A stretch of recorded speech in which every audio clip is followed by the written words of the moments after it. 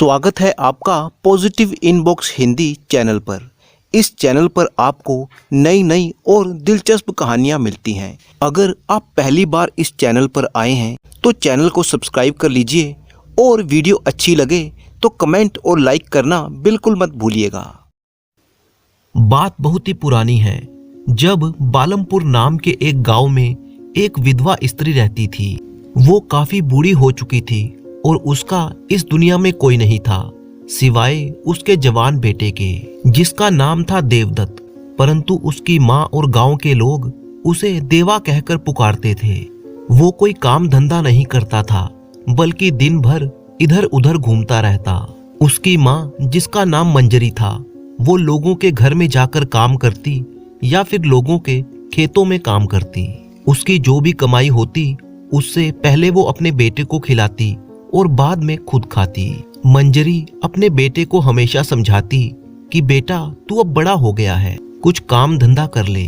सारा दिन इस तरह से घूमना फिरना कोई अच्छी बात तो नहीं है। पर वो एक कान से सुनता और दूसरे कान से निकाल देता। मंजरी अपने बेटे से बहुत ही प्यार करती थी, क्योंकि वो उसके पति की आखिरी निशानी थी। इसलिए वो अपने बेटे पर कोई सख्ती या जोर जबरदस्ती नहीं करती थी। एक दिन देवा गांव के ही नजदीक एक जंगल में पेड़ पर चढ़कर इमली तोड़ रहा था। अचानक उसे दूर से कुछ घुड़सवार आते हुए दिखाई दिए। वो हैरान रह गया कि ये कौन लोग हैं जो गांव की तरफ आ रहे हैं। जिस पेड़ पर देवा बैठा हुआ था उससे कुछ ही दूरी से घुड़सवार गांव की तरफ मुड़ गए। वे सभी बहुत ही भयानक चेहरे वाले थे और उनके हाथों में तलवारें और भाले थे। देवा समझ गया कि जरूर ये डाकू होंगे जो गांव में डाका डालने के लिए जा रहे हैं। वो फटाफट पेड़ से नीचे उतरा और गांव की तरफ रवाना हो गया। थोड़ी ही देर में जब वो अपने गांव में पहुंचा तो उसने देखा कि गांव के जमींदार का घर जल रहा था। बहुत से लोग आग को बुझाने में लगे हुए थे। पूछने पर पता लगा कि डाकुओं ने जमींदार के घर पर हमला कर दिया, उसमें आग लगा दी और कई हजारों रुपए के जेवर और कीमती सामान लेकर भाग गए। जाते जाते उन्होंने घर में काम करने वाली एक नौकरानी को भी मार डाला, जो उन्हें लूटपाट करने से रोक रही थी। ये सुनकर देवा के मन को एक झटका सा लगा, क्योंकि उसकी माँ भी अक्सर जमींदार के घर पर काम करने के लिए जाया करती थी। भीड़ को चीरता हुआ वो घर के अंदर दाखिल हो गया।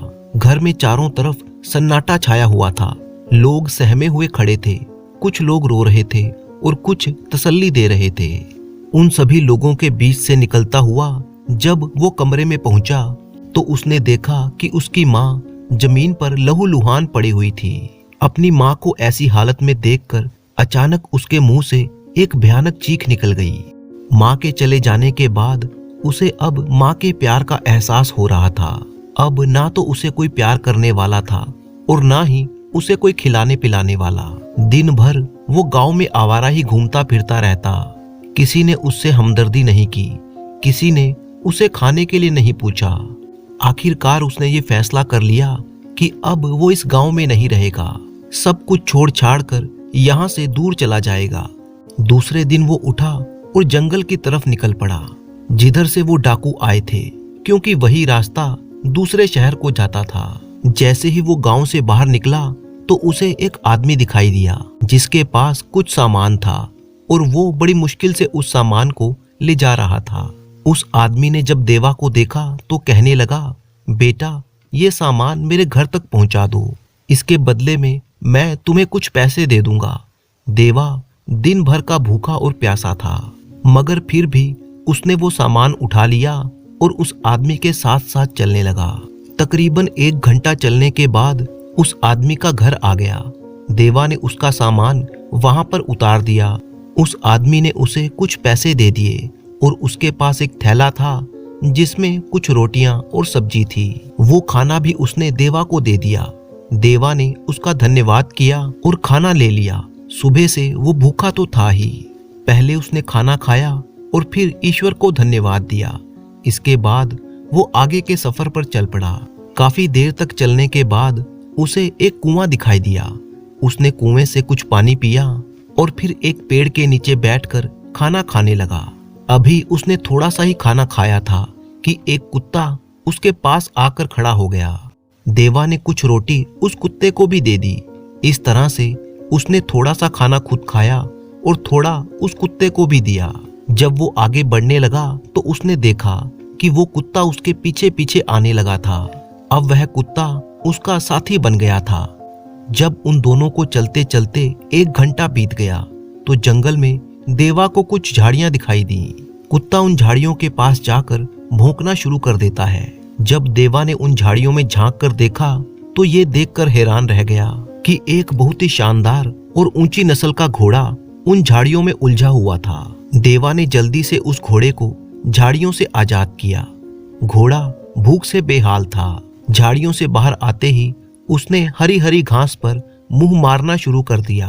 देवा को हैरानी थी कि इन घनी झाड़ियों में ये शानदार घोड़ा कहां से आ गया। और फिर उसने घोड़े की लगाम अपने हाथों में थाम ली और अपने आगे के सफर पर चल दिया, क्योंकि उसे घुड़सवारी नहीं आती थी, वरना वो घोड़े पर बैठकर भी जंगल पार कर सकता था। अभी वे लोग कुछ दूर ही चले थे कि अचानक रास्ते में उसे एक तलवार पड़ी हुई मिली। तलवार का दस्ता बहुत ही कीमती हीरों से जड़ा हुआ था। वो तलवार को ध्यान से देखने लगा और सोचने लगा कि इस तलवार का घोड़े से कुछ ना कुछ ताल्लुक तो जरूर है। उसने तलवार अपने हाथों में ले ली और आगे की तरफ बढ़ने लगा। थोड़ा ही आगे जाने पर उसे एक जगह पर कुछ कपड़े दिखाई दिए। ये कपड़े कोई साधारण कपड़े नहीं थे, बल्कि कोई शाही पोशाक थी जिस पर जगह जगह खून के धब्बे लगे हुए थे। देवा ने उन कपड़ों को समेटकर अपने साथ रख लिया और फिर आगे की तरफ बढ़ने लगा। चलते चलते जब दोपहर हो गई तो एक बार फिर उन्होंने अपना बचा हुआ खाना खाया, जबकि घोड़ा वहीं पर हरी हरी घास चरने लगा था। कुछ रोटियां खाने के बाद जब देवा पानी पीने के लिए नदी की तरफ जा रहा था कि अचानक झाड़ियों में से एक जोरदार दहाड़ की आवाज सुनाई दी। उसने देखा कि एक बहुत ही खतरनाक शेर झाड़ियों से निकलकर उसकी तरफ बढ़ रहा था। ये देखकर उसका पूरा शरीर डर के मारे कांपने लगा। फिर अपने आप को संभालकर वो उस तरफ भागा जहां उसकी तलवार रखी थी। लेकिन इससे पहले कि वो तलवार तक पहुंचता, शेर उसके सामने आ चुका था। जैसे ही शेर ने देवा पर हमला करना चाहा कि उसका साथी कुत्ता बीच में आ गया। कुत्ते ने अपने दोनों पंजे शेर के मुंह में डाल दिए और वो शेर से भिड़ गया। अब देवा को इतना समय मिल चुका था कि वो भागकर अपनी तलवार उठा सकता था और उसने वही किया और फिर तलवार के एक झटके से उसने शेर का सिर काट डाला। परंतु इस मुठभेड़ में उसका वफादार कुत्ता मारा जा चुका था। देवा को ये देखकर बहुत ही दुख हुआ और वो सोचने लगा कि जिस कुत्ते को उसने सिर्फ 2 वक्त की रोटी खिलाई थी, वो उसके लिए इतना वफादार हो गया कि उसकी जान बचाने के लिए अपनी जान दे दी। देवा अपने घोड़े को लेकर आगे के सफर पर निकल पड़ा। तकरीबन 1 घंटा चलने के बाद अचानक ऊपर से कोई चीज उसके सामने आकर गिरी। पहले तो वो डर कर पीछे हट गया, फिर जब उसने ध्यान से देखा तो वो गिरी हुई चीज एक बड़ा सा बाज थी। वो इतना बड़ा बाज था जैसे कोई बकरी का बच्चा हो। उसकी एक टांग से खून बह रहा था, जिसकी वजह से वो बेहोश हो चुका था। देवा ने बाज को उठाया और उसके जख्म पर एक पट्टी बांध दी, फिर उसे अपने साथ लेकर चलने लगा।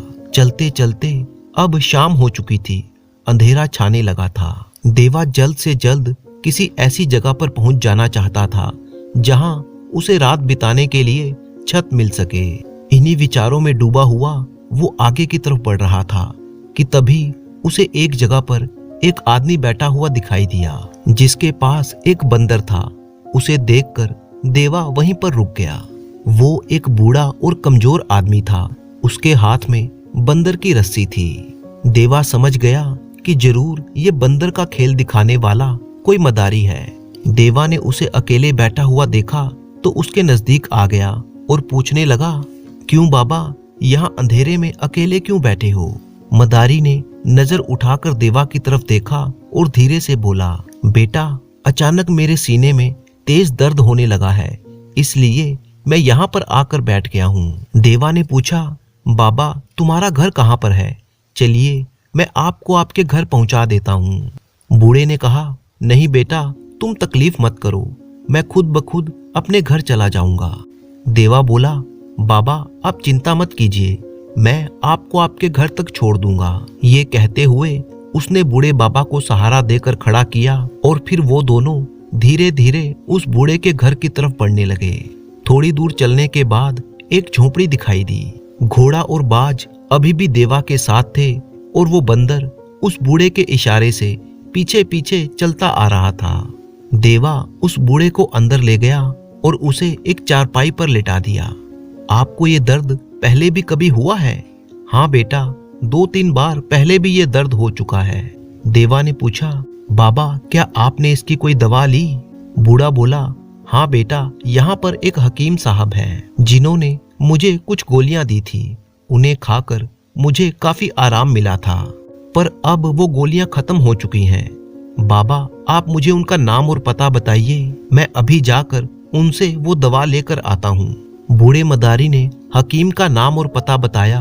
देवा ने बाज को एक तरफ रखा, घोड़े को घर के बाहर बांध दिया और बूढ़े के बताए हुए पते पर हकीम साहब के पास जा पहुंचा। देवा ने बूढ़े मदारी का हाल उनको बताया तो हकीम साहब ने उसको दवा बनाकर दे दी और कहा कि मदारी को अब आराम की जरूरत है। देवा की जेब में कुछ पैसे थे जो उसने हकीम साहब को दे दिए और दवा लेकर बूढ़े मदारी के घर पर आ गया। देवा ने वो दवा बूढ़े मदारी को खिलाई और फिर चारपाई के पास बैठ गया। बूढ़े को दवा खाने के बाद अब आराम आने लगा था। जब वह उठने लगा तो देवा ने उसे मना कर दिया और कहा, बाबा हकीम साहब ने कहा है कि आपको आराम की जरूरत है। आप मुझे बताइए कि क्या करना है, मैं आपका हर काम कर दूंगा। मदारी ने कहा, बेटा काम तो क्या है, बस तुम्हें भूख लगी होगी, तुम्हारे लिए रोटी बना देता हूँ। देवा ने कहा, नहीं बाबा आप आराम कीजिए, मुझे बताइए मैं रोटियां बना दूंगा। देवा के मुंह से ऐसी बातें सुनकर बूढ़े मदारी की आंखों में आंसू आ गए। वो बोला, ठीक है बेटा, खाना बनाने का सामान वहां सामने पड़ा है। तभी उस बूढ़े की नजर सामने रखे हुए बाज पर पड़ी तो उसने देवा से पूछा, बेटा ये क्या है? देवा बोला, बाबा जब मैं जंगल से आ रहा था तो ये बाज मुझे जख्मी हालत में मिला था, अभी ये बेहोश है। बूढ़े ने कहा, अच्छा इसे इधर उठाकर लाओ। इसके बाद मदारी ने देवा से एक डिब्बा मंगवाया जिसमें एक मरहम रखा था। वो मरहम उसने बाज के जख्म पर लगाया और फिर पट्टी बांध दी। कुछ पानी के छींटे जब बाज के मुंह पर मारे तो थोड़ी ही देर बाद बाज उठ खड़ा हुआ, फड़फड़ाता हुआ इधर उधर देखने लगा। इसके बाद देवा ने जल्दी जल्दी से रोटियां बनाई, चटनी तैयार की और फिर सबने मिलकर खाना खाया।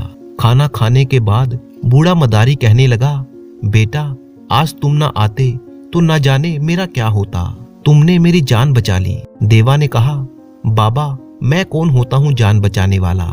जान बचाने वाला तो वो परमात्मा है, उसने सही वक्त पर मुझे वहां पर भेज दिया और मुझे भी तो रात गुजारने के लिए जगह मिल गई। बूढ़े ने पूछा, बेटा तुम कौन हो और यहाँ पर क्यों आए हो? तब देवा ने मदारी को अपनी सारी आपबीती बता दी कि कैसे डाकुओं ने उसकी माँ को मार डाला और वह गांव छोड़कर यहाँ पर आ गया। अब मैं इसी शहर में रहूंगा और कोई काम करूंगा।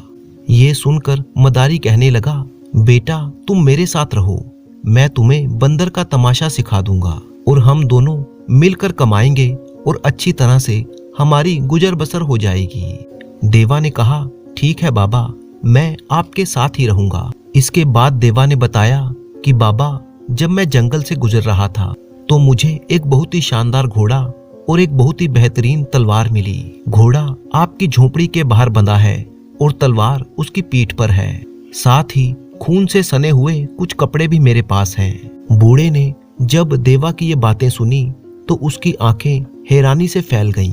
उसने कहा, बेटा जरा जल्दी से मुझे वो कपड़े दिखाओ। देवा तुरंत बाहर गया। वो तलवार और कपड़े लेकर बाबा के सामने आ गया। देखते ही मदारी कहने लगा, बेटा तुमने बहुत बड़ा काम किया है, तुम्हारी तो तकदीर जाग गई है। देवा ने हैरानी से पूछा, बाबा भला वो किस तरह? मदारी बताने लगा, बेटा इस राज्य के राजा का बेटा अपने कुछ साथियों के साथ शिकार खेलने के लिए जंगल में गया था, लेकिन वो रास्ता भटक गया और फिर जंगल से वापस ही ना आ सका। लोगों ने उसे बहुत तलाश किया मगर वो मिला नहीं। आज ही राजा ने ऐलान किया है कि जो भी कोई राजकुमार का पता लगाएगा उसे इनाम से माला माल कर दिया जाएगा। मेरा ख्याल है कि ये घोड़ा, तलवार और कपड़े राजकुमार के ही हैं। मुझे लगता है कि जिस शेर को तुमने मारा राजकुमार को उसी ने मारा होगा और ये घोड़ा झाड़ियों में फंस गया होगा। अब तुम कल सुबह सारी चीजें लेकर राजा के सामने पेश हो जाओ और सारी बातें उसे सच सच बता देना। ये सुनकर देवा खुश भी था और उसे डर भी लग रहा था कि राजा ना जाने उससे क्या क्या सवाल पूछेगा। अगली सुबह देवा घोड़ा, तलवार और कपड़ों को लेकर राजा के दरबार में जा पहुंचा। जब राजा को उनके बारे में खबर दी गई कि एक बूढ़ा राजकुमार के बारे में कुछ खबर लेकर आया है तो राजा दौड़ता हुआ उनके पास आया। उसने राजकुमार का घोड़ा, तलवार और कपड़ों को पहचान लिया। राजा कहने लगा कि ये सब चीजें राजकुमार की हैं और फिर उसने बूढ़े मदारी से पूछा, मदारी ये सब चीजें तुम्हें कहाँ से मिली? मदारी ने कहा, हजूर ये चीजें मुझे नहीं बल्कि इस लड़के को मिली हैं। इसके बाद राजा ने देवा से पूछा, हाँ बेटा तुम्हें ये चीजें कहाँ से मिली? तब देवा ने उसे जंगल में बीती हुई सभी घटनाओं के बारे में बता दिया कि कैसे उसे झाड़ियों में घोड़ा मिला, तलवार मिली और फिर उसने तलवार से एक शेर का सिर भी काटा। फिर रात ढलते ढलते वो इस बूढ़े मदारी के घर में आ गया। इसके बाद राजा ने उसी वक्त अपने सेनापति को तैयार किया और सैनिकों की एक टुकड़ी लेकर जंगल में उस जगह पर जा पहुंचा जहां पर देवा को तलवार और घोड़ा मिला था। देवा भी उस समय उनके साथ ही था। थोड़ी ही दूर उन्हें शेर की सर कटी हुई लाश मिली जो अब तक वहीं पर पड़ी हुई थी। मरा हुआ कुत्ता भी वहीं पर था। अब राजा को पक्का यकीन हो गया कि ये नौजवान बिल्कुल सच बोल रहा है। इसके बाद सभी सैनिक राजकुमार की तलाश करने लगे। कुछ देर के बाद अचानक एक सिपाही की आवाज सुनाई दी जो सबको अपनी तरफ बुला रहा था। जब सभी लोग वहां पर पहुंचे तो देखा कि राजकुमार की लाश वहां पर पड़ी हुई थी। ऐसा मालूम पड़ता था कि किसी जंगली जानवर ने उसे जगह जगह से नोच खाया है। राजा अपने जवान बेटे की लाश देखकर बेतहाशा रोने लगा। सिपाहियों ने लाश को कपड़े में लपेटा और महल की तरफ निकल गए। महल में जब राजकुमार की लाश पहुंची तो पूरे नगर में राजकुमार के मौत की खबर जंगल की आग की तरह फैल गई। पूरा शहर दुख के सागर में डूब गया। महल में जब रानी ने अपने जवान बेटे की लाश देखी तो उसे ऐसा सदमा लगा कि रोते रोते वो बेहोश हो गई और फिर होश में नहीं आई। इधर सारे शहर की जनता राजमहल के बाहर इकट्ठी हो चुकी थी। सभी लोग रो रहे थे। सभी लोगों की जुबान पर बस इसी घटना का जिक्र था। नगर के सारे बाजार बंद कर दिए गए। सारा कारोबार रोक दिया गया। राजा और रानी की हालत देखकर सभी लोग परेशान थे। बेहोश रानी की देखभाल के लिए कई हकीमों को लगा दिया गया। देवा ने जब ये सारे हालात देखे तो वह भी रोने लगा और सोचने लगा कि अगर मैं ये खबर लेकर महल में ना आता तो ये सब कुछ ना होता। इसके बाद शाम ढलते ढलते बूढ़े ने पूछा कि देवा क्या बात हुई? तो उसने बूढ़े मदारी को सारी बात बता दी कि जंगल में राजकुमार की लाश मिली जिसे देखकर पूरे महल में मातम छा गया। अगर मुझे मालूम होता कि ऐसी हालत हो जाएगी तो मैं कभी ये खबर लेकर महल ना आता। बूढ़े ने उसे तसल्ली देते हुए कहा, नहीं बेटे, इसमें तुम्हारा क्या कसूर? होनी तो पहले ही हो चुकी थी, तुमने तो सिर्फ उसकी खबर पहुंचाई है। इसके बाद सबने खाना खाया। बाज के जख्म अब काफी हद तक भर चुके थे। राजा ने राजकुमार की खबर लाने वाले के लिए जो इनाम की घोषणा की थी वो अभी तक देवा को नहीं मिला था। देवा को भी इनाम का कोई लालच नहीं था। सुबह उठकर दोनों ने खेल तमाशे की तैयारी शुरू कर दी।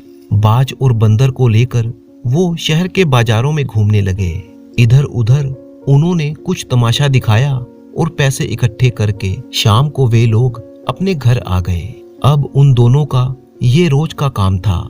सुबह निकलते अलग अलग जगहों पर खेल तमाशा दिखाते, जो कुछ भी कमाते शाम को अपने लिए उससे खाना खरीद लेते। बाज को भी अब बूढ़े मदारी ने कुछ करतब सिखा दिए थे, जैसे वो किसी भी चीज को अपने पंजों में दबाकर हवा में ऊंचाई तक उड़ता और फिर वापस जमीन पर आ जाता। इसकी वजह से सारे शहर में उनका खेल तमाशा अब मशहूर हो चुका था, क्योंकि बाज की वजह से अब ज्यादा लोग तमाशा देखने के लिए आने लगे थे। अब उनकी कमाई भी ज्यादा होने लगी थी। बाबा ने देवा को भी रस्सी पर फिसलना ये सब करतब सिखा दिए थे। बाबा ने कई बार कहा, चलो बेटा महल में चलकर देखते हैं कि रानी को होश आया या नहीं, पर देवा महल में जाने से साफ मना कर देता था। वैसे भी उसे इनाम का लालच नहीं था, लेकिन क्योंकि राजा ने घोषणा की थी इसलिए उसे इनाम तो दिया ही जाना चाहिए था। पर महल में हर तरफ अफरा तफरी मची हुई थी। ऐसी हालत में भला राजा को क्या याद रहता कि इनाम किसे देना है। इस तरह से बाबा के साथ रहते रहते और खेल तमाशा दिखाते दिखाते तकरीबन 2 महीने बीत गए। अब बंदर और बाज का तमाशा ज्यादातर देवा ही दिखाता था और वह बूढ़े मदारी को एक तरफ बिठा देता। एक दिन की बात है, जब वे खेल दिखाकर वापस लौट रहे थे तो बाबा के सीने में जोर का दर्द उठा। देवा ने जब ये हालत देखी तो घबरा गया और कहने लगा, बाबा आप चिंता मत कीजिए, मैं अभी हकीम साहब से दवा लेकर आता हूँ। लेकिन बाबा ने उसे रोकते हुए कहा, बेटा अब मेरा आखिरी वक्त आ गया है, इस हालत में तुम मुझे छोड़कर कहीं मत जाओ। नहीं बाबा, मैं बस गया और आया, मैं आपको यूं ही मरने नहीं दूंगा। बूढ़े ने कहा, नहीं बेटा, अब मुझे कोई हकीम या दवा नहीं बचा सकती। ये झोंपड़ा अब तुम्हारा है, मेहनत और ईमानदारी से काम करना। मेरे पास तुम्हें देने के लिए कुछ नहीं है सिवाय आशीर्वाद के। अपने जानवरों का ख्याल रखना, मैं अब अपने आखिरी सफर पर जा रहा हूँ। देवा ने कहा, नहीं बाबा नहीं। अभी उसकी बात पूरी भी नहीं हुई थी कि बूढ़े के शरीर से आत्मा निकल गई। देवा बूढ़े मदारी की लाश पकड़कर जोर जोर से रोने लगा। बेजुबान जानवर भी कुछ देर तक अपने मालिक की मौत पर आंसू बहाते रहे। सुबह पड़ोसियों की सहायता से देवा ने बूढ़े मदारी का अंतिम संस्कार किया। 2 दिन तक वह अपने धंधे पर नहीं गया। तीसरे दिन उसने बाज और बंदर को अपने साथ लिया और तमाशा दिखाने के लिए निकल पड़ा। इस तरह से अब उसकी जिंदगी का एक नया दौर शुरू हो गया था। वो अकेला ही बाज और बंदर के तमाशे दिखाता, जो पैसे बनाता उससे अपना गुजर बसर करता। एक दिन वह शहर में तमाशा दिखाकर वापस आ रहा था कि तभी राजा की तरफ से ऐलान करने वाले कुछ लोग आए और वे लोग ये घोषणा करने लगे कि रानी साहिबा की तबीयत राजकुमार की मौत की खबर सुनने के बाद बहुत ही ज्यादा खराब हो गई है। वैद्य हकीमों ने इलाज किया मगर कोई फायदा नहीं हुआ। अब ऐलान किया जाता है कि जो कोई भी जहरीली पहाड़ी से कुंदन बूटी लेकर आएगा उसे राजा इनाम देकर माला माल कर देंगे, क्योंकि वो कुंदन बूटी ही रानी का इलाज कर सकती है। देवा ने जब ये ऐलान सुना तो उसके दिल में रानी के लिए हमदर्दी जाग उठी। सोचने लगा कि रानी की ये हालत मेरी वजह से ही हुई है। ना मैं वो मनहूस खबर लेकर महल में जाता और ना ही दुख के कारण रानी बेहोश होती। फिर वो सोचने लगा कि आखिर ये कुंदन बूटी क्या चीज है और ये जहरीली पहाड़ी कहाँ पर है। देवा की झोपड़ी के पास एक बूढ़ा आदमी रहता था जिसका नाम था पुरुषोत्तम दास। उसकी उम्र लगभग 80 साल की थी। उसने अपने राज्य के सभी इलाकों का दौरा किया था। जवानी के दिनों में वो सेना में एक बहादुर सिपाही था और अब आराम की जिंदगी बिता रहा था। देवा कभी कभी उसके पास चला जाता था और वो अपनी जिंदगी के किस्से देवा को सुनाया करता। देवा ने सोचा कि इस बारे में मुझे चाचा पुरुषोत्तम से सलाह लेनी चाहिए। देवा उनकी झोपड़ी में गया और उन्हें अपने आने की वजह बताई। पुरुषोत्तम दास ने बताया कि जहरीली पहाड़ी तूफानी नदी के उस पार है। तूफानी नदी की धार इतनी तेज है कि ना तो उसे तैरकर पार किया जा सकता है और ना ही कश्ती में बैठकर पार किया जा सकता है। और उस पहाड़ी पर तरह तरह के जहरीले जानवर जैसे सांप, बिच्छू वगैरह वगैरह हैं। अगर कोई वहां पर पहुंच भी जाए तो इन जहरीले जानवरों से बचना बहुत ही मुश्किल है। उन पहाड़ों पर सुनहरी रंग के छोटे छोटे फूल होते हैं। उन फूलों को ही कुंदन बूटी कहा जाता है। उस बूटी की मदद से किसी भी तरह की बेहोशी को थोड़ी ही देर में दूर किया जा सकता है। उसे हासिल करना अपनी जिंदगी को दांव पर लगाने के बराबर है। चाचा, ये पहाड़ी है किस तरफ? बूढ़े ने जवाब दिया, बेटा, पहाड़ियां अपने राज्य के दक्षिण दिशा में हैं। यहाँ से पूरे 1 दिन का रास्ता है। जब तुम तूफानी नदी के पास पहुंचोगे तो जहरीली पहाड़ी भी तूफानी नदी से बिल्कुल सटी हुई है, यानी तूफानी नदी के दूसरी तरफ वो जहरीली पहाड़ी है। बेटा, क्या तुम वहां पर जाने की सोच रहे हो? हाँ बाबा, क्योंकि रानी मेरी वजह से ही बेहोश हुई है। इतना कहकर वो अपनी झोपड़ी में वापस आ गया और सोचने लगा कि किस तरह से तूफानी नदी को पार किया जाए। उस रात देवा को नींद नहीं आई।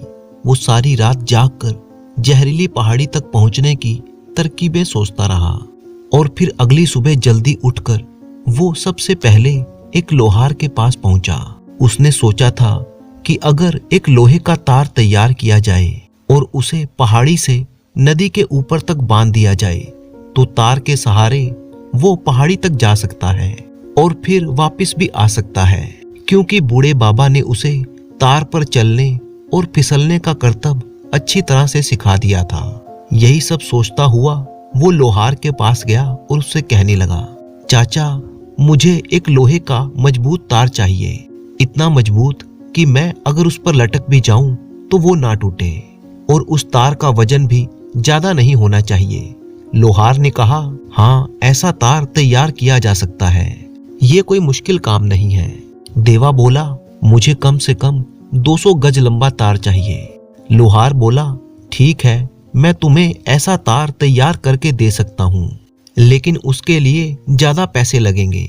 चाचा जी, अगर कल ही मुझे ये तार मिल जाए तो बहुत ही अच्छा होगा, और पैसों की आप चिंता मत कीजिए। लोहार ने कहा, ठीक है, मैं तार तैयार कर दूंगा, लेकिन बदले में तुम्हें 10 चांदी के सिक्के देने होंगे। देवा बोला, ठीक है, मैं कल शाम को आकर आपसे लोहे का तार ले जाऊंगा, साथ ही मुझे लोहे की एक सलाख भी चाहिए। फिलहाल मेरे पास ये कुछ रुपए हैं, आप ये रख लीजिए। इसके बाद देवा सीधा राजमहल में जा पहुंचा। पहरेदार के हाथों खबर भिजवाई कि वो जहरीली पहाड़ी से कुंदन बूटी लेने जा रहा है। ये सुनते ही राजा ने उसे अपने पास बुला लिया। राजा ने देवा को देखते ही पहचान लिया और कहा, बेटा, तुमने मुझे मेरे बेटे की खबर ला कर दी थी और मैंने तुम्हें उसके बदले में इनाम भी नहीं दिया। बेटे की मौत और रानी की बीमारी की वजह से मुझे याद ही नहीं रहा, मुझे माफ कर दो। इतना कहकर राजा की आंखों में आंसू आ गए। देवा ने कहा, महाराज, मैंने कोई इतना बड़ा काम नहीं किया, वो तो एक संयोग था कि मुझे वो सारी चीजें मिल गई और मैंने वो आपको ला कर दे दी। अगर मैं वो खबर आपको ना देता तो शायद रानी साहिबा भी बिल्कुल ठीक होती, और मैं इन सब के लिए अपने आप को जिम्मेवार समझता हूँ। इसलिए मैं कुंदन बूटी लाकर रानी साहिबा को ठीक करना चाहता हूँ। राजा ये सुनकर हैरान हुआ और कहने लगा, बेटा, जहरीली पहाड़ी पर जाना मौत के मुंह में जाने के बराबर है, इसलिए तुम ये ख्याल अपने दिल से निकाल दो। पर कुंदन नहीं माना और कहने लगा, हजूर, मैंने वहां से कुंदन बूटी लाने की पूरी योजना तैयार कर ली है। राजा बोला, ठीक है, तो बताओ मैं तुम्हारी क्या मदद कर सकता हूँ। देवा ने कहा, मुझे कुछ नहीं चाहिए, सिर्फ 10 चांदी के सिक्के चाहिए। राजा ने हैरानी से पूछा, इतनी कम रकम लेकर तुम इतना मुश्किल काम कैसे करोगे? चलो ठीक है, मैं तुम्हें 10 चांदी के सिक्कों की जगह पर 50 चांदी के सिक्के देता हूँ। अगर तुम 4 दिन के अंदर अंदर कुंदन बूटी लेकर मेरे पास नहीं पहुंचे तो मैं ये समझूंगा कि तुम मर चुके हो। और फिर देवा वो 50 सिक्के लेकर वहां से सीधा लोहार के पास पहुंचा। अपनी मर्जी के मुताबिक उसने एक मजबूत और वजन में हल्का लोहे का तार बनाया, साथ ही एक लोहे की सलाख भी उससे ले ली। ये सारा सामान और कुछ खाने पीने का सामान लेकर वो अपने घर में आ गया। इस तरह से पूरी रात उसने सारा इंतजाम किया। अगले दिन सुबह उठकर वो सीधा अपने पड़ोसी बूढ़े पुरुषोत्तम दास के पास गया और उनसे कहने लगा, चाचा, मैं जहरीली पहाड़ी की तरफ जा रहा हूँ, आप मेरी झोपड़ी का ख्याल रखिएगा। अगर मैं 4 दिन के अंदर अंदर वापस ना आ सका तो समझ लीजिएगा कि मैं मर गया। बूढ़े पुरुषोत्तम ने कहा, बेटा, तुम चिंता मत करो, मुझे विश्वास है कि तुम ये काम जरूर कर लोगे। मैं ईश्वर से तुम्हारे लिए प्रार्थना करूंगा।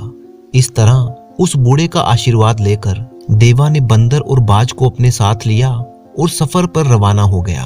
पूरे दिन का सफर करने के बाद वो उस नदी तक जा पहुंचा जिसे तूफानी नदी कहते थे, जिसकी तेज धाराओं के बीच में कोई भी उतरने का साहस नहीं कर सकता था। नदी के दूसरे किनारे पर एक बड़ा सा पहाड़ था जिस पर कुंदन बूटी लगी हुई थी।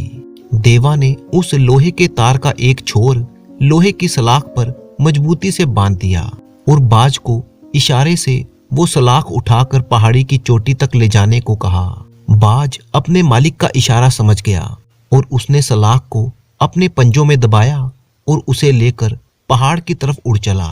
जहां पहुंचकर उसने सलाख छोड़ दी और वो सलाख चट्टानों के बीच में जा गिरी। ये सलाख जिस तार से बंधी हुई थी उसका दूसरा छोर अभी भी नदी के दूसरी तरफ देवा के हाथ में था। सलाख के चट्टानों में गिरने के बाद दूसरी तरफ से देवा ने तार को खींचना शुरू किया। खींचते खींचते सलाख जब दो चट्टानों के बीच में फंस गई तो देवा ने कई बार उसे झटका देकर खींचा।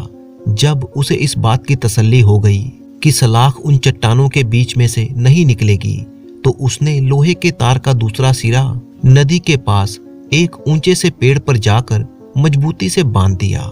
इसके बाद देवा उस लोहे के तार पर लटकता, झूलता, फिसलता हुआ जहरीली पहाड़ी तक जा पहुंचा, क्योंकि लोहे के तार पर फिसलने का करतब उसे आता था। पहाड़ी पर पहुंचकर उसने बड़ी ही तेजी से कुंदन बूटी के फूलों को इकट्ठा करना शुरू कर दिया और फिर एक लोटे में रख लिया। बिच्छू और सांपों जैसे जहरीले जानवरों से बचता हुआ वो बड़ी ही सावधानी से उस लोहे की तार की सहायता से वापस पहाड़ी के नीचे आ गया, जहां पर बंदर और बाज उसका इंतजार कर रहे थे। इसके बाद उन्होंने वापसी का सफर शुरू किया।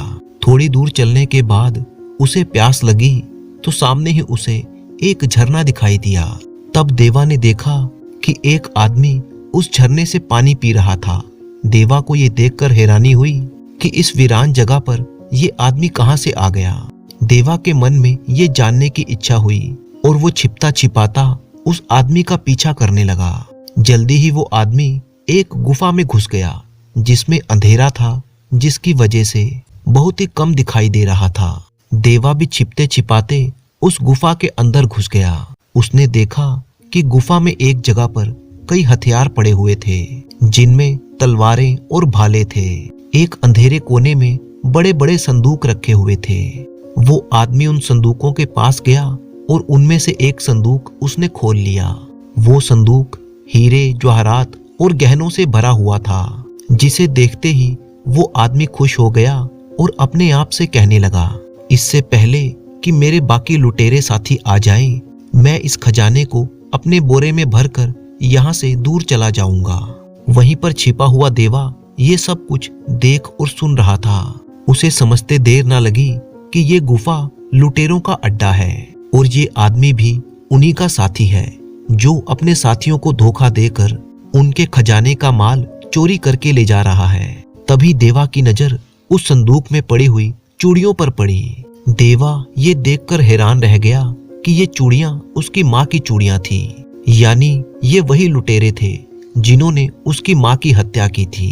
ये देखकर उसका खून खौलने लगा और उसने लुटेरों से बदला लेने की ठान ली। उसने पास ही रखी हुई एक तलवार उठाई और एक ही झटके से उस आदमी का सिर काट दिया। इसके बाद उसने अपनी माँ की चूड़ियां ली और जल्दी से गुफा से बाहर आ गया। वो वापस बंदर और बाज के पास पहुंच गया। इसके बाद वे लोग तेजी से राजमहल की तरफ बढ़ने लगे। देवा चाहता था कि वो जल्दी से जल्दी महल पहुंच जाए ताकि राजा को कुंदन बूटी दे सके और साथ ही साथ इन डाकुओं के अड्डे के बारे में बताए और राजा के सैनिक इन डाकुओं को पकड़कर सजा दे। जल्दी ही देवा महल में पहुंच गया और सीधा राजा के पास गया। उसने कुंदन बूटी राजा को दी और साथ ही राजा को डाकुओं के बारे में बताया। राजा ने सबसे पहले वो बूटी लेकर वैद्य को दी, जिससे रानी का इलाज किया गया और उसकी बेहोशी दूर हो गई। इसके बाद राजा ने अपने सेनापति को बुलाया और आदेश दिया कि वो सैनिकों को साथ लेकर जाए और देवा की बताई हुई जगह पर पहुंचकर उन डाकुओं को जिंदा या मुर्दा उसके सामने पेश किया जाए। राजा का आदेश पाते ही सेनापति ने बहुत से सैनिकों को अपने साथ लिया और देवा के बताए हुए रास्ते पर चलने लगे। जब वे लोग उस गुफा तक पहुंच गए तो उस समय वहां पर कोई नहीं था।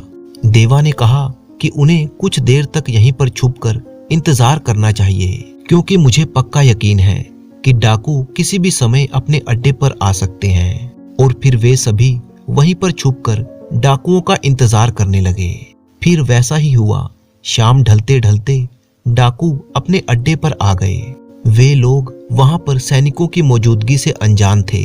सेनापति का इशारा पाते ही सैनिक डाकुओं पर टूट पड़े। अचानक हुए इस हमले के कारण डाकुओं को संभलने का मौका नहीं मिला। सैनिकों ने बहुत से डाकुओं को मौत के घाट उतार दिया और जो बच गए उन्हें बंदी बनाकर राजा के सामने पेश किया गया। चलते समय सैनिकों ने खजाने से भरे हुए वो संदूक भी अपने साथ रख लिए। महल में पहुंचकर डाकुओं और उनके खजाने को राजा के सामने पेश किया गया। जब डाकुओं के लूटे हुए माल की तलाशी ली गई तो उनमें से एक चमचमाता हुआ हार निकला। राजा ने वो हार पहचान लिया। असल में वो हार राजकुमार का था। हार को देखते ही राजा ने डाकुओं के सरदार से पूछा कि ये तुम्हारे पास कैसे आया। डाकुओं का सरदार डरते डरते बताने लगा, हजूर, 1 महीने पहले की बात है। एक घुड़सवार हमें जंगल में मिला था। पहनावे से वो किसी शाही खानदान का लग रहा था। हम लोगों ने उसे लूटने की योजना बना ली, मगर वो नौजवान बहुत ही बहादुर था और वो हमसे भिड़ गया और उस लड़ाई में वो हमारे हाथों मारा गया। ये हार उसी नौजवान का था। ये सुनते ही राजा का गुस्सा 7वें आसमान पर पहुंच गया और उसने चिल्लाकर कहा, वो नौजवान हमारा बेटा था। राजा ने अपने सैनिकों को आदेश दिया कि इन सभी को ले जाकर अभी के अभी सबके सिर काट दिए जाएं। और फिर सभी सैनिक उन डाकुओं को लेकर वहां से चले गए। इसके बाद राजा ने देवा से कहा, बेटा, तुम्हारी बहादुरी और अक्लमंदी की वजह से मैं अपने बेटे के हत्यारों को सजा दे पाया हूँ और साथ ही साथ रानी की जान भी बच गई। इसके लिए मैं तुम्हारा बहुत ही एहसानमंद हूँ। सच कहूँ तो तुम्हारे रूप में मुझे अपना बेटा दिखाई देता है, बल्कि आज से तुम ही मेरे बेटे हो। मैं ये ऐलान करता हूँ कि आज से तुम इस राज्य के युवराज हो और मेरे बाद तुम ही इस राज्य की बागडोर संभालोगे। मुझे पक्का विश्वास है कि तुम्हारे जैसे बहादुर और अक्लमंद नौजवान के हाथों में ये राजपाट हमेशा सुरक्षित रहेगा। और फिर देवा का राज तिलक कर दिया गया। तो दोस्तों, मुझे पूरी उम्मीद है कि आपको ये कहानी बहुत ही पसंद आई होगी। तो इस वीडियो को लाइक कीजिए और अपने अच्छे कमेंट करना बिल्कुल मत भूलिएगा।